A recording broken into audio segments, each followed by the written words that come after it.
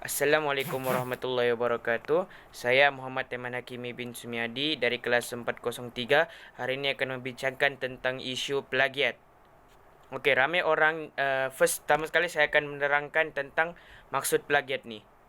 Plagiat ni maksudnya yang pertama ialah dia membawa ramai orang fikir insya-Allah, ramai orang kata yang plagiat ni setakat menyalin ataupun kita meniru hasil karya yang telah orang buat. Tapi sebenarnya plagiat ni dia lebih membawa maksud yang lebih serius, iaitu menurut talian Maryam website, plagiat ni maksudnya mencuri ataupun kita menyebarkan idea yang telah orang hasilkan tapi menggunakan nama kita. Berarti menggunakan kita lah, macam nama kita untuk buat kajian tu. Sebenarnya kajian tu sudah dibuat oleh orang, tapi kajian tu kita yang ambil dan letakkan kajian tu adalah nama kita yang hasilkan. Selain itu ada juga plagiat, ada juga plagiat yang lebih teruk.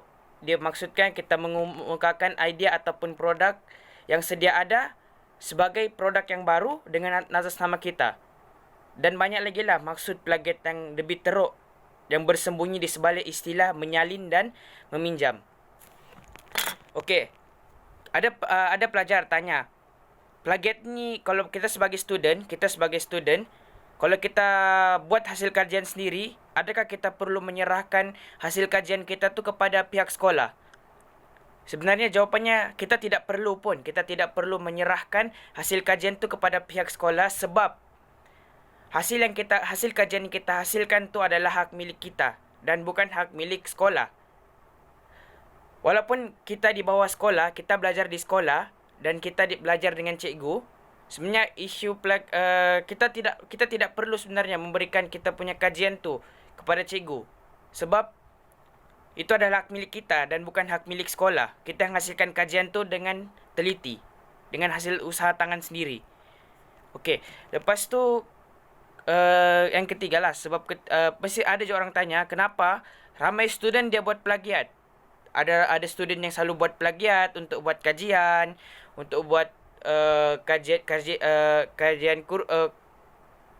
kursus. Tapi sebenarnya ada yang tanya kenapa benda tu boleh berlaku. Sebenarnya ada orang kata malas, ada orang kata sebenarnya diorang ni tak pandai mengarang, jadi diorang buat plagiat.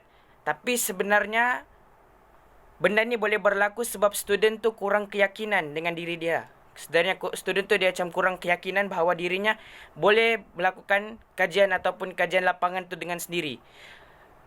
Contohnya, student tu dia sudah buat kajian sendiri tapi dia ragu-ragu sama ada kajian tu boleh kajian tu dapat memberikan dia markah untuk mendapatkan grade yang bagus dalam dia pembelajaran, sampaikan dia ragu-ragu untuk menghantar kajian dia sendiri dan melakukan plagiat sebab yakin bahawa plagiat tu lebih cantik, dia punya susunan ayat dan dia punya perkataan lebih menarik. Jadi cikgu pun akan memberikan dia grade yang tinggi. Sebenarnya student dia kurang keyakinan untuk membuat kajian sendiri dan menyembunyikan kebolehan dirinya. So itu sejarah daripada saya pasal plagiat ni. Sekian, terima kasih.